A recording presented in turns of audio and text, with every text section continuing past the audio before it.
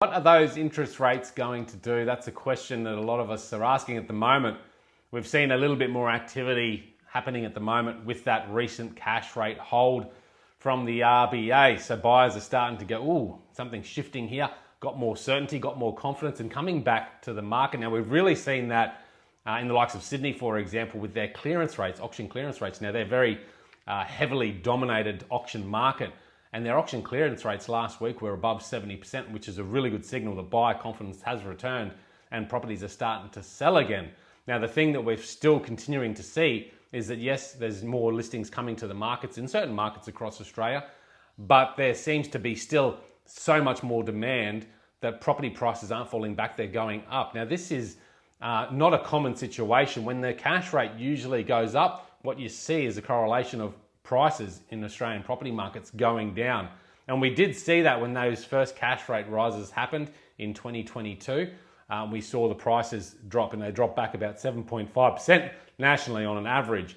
But last year they started to rebound, and last November they actually hit a new record high in Australia. Now, that's when the cash rate was still rising.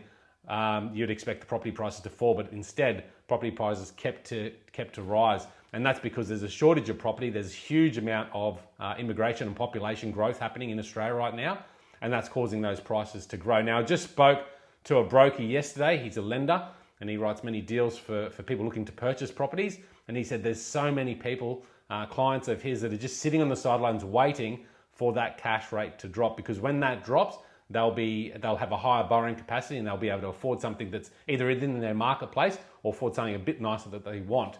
Now, if that cash rate drops 1, 2, 3 times this year, we're going to see a lot of that demand come back to the marketplace and potentially push prices up even further. So I think if you're a buyer right now, or a seller even, it's a really good market to sell and buy in.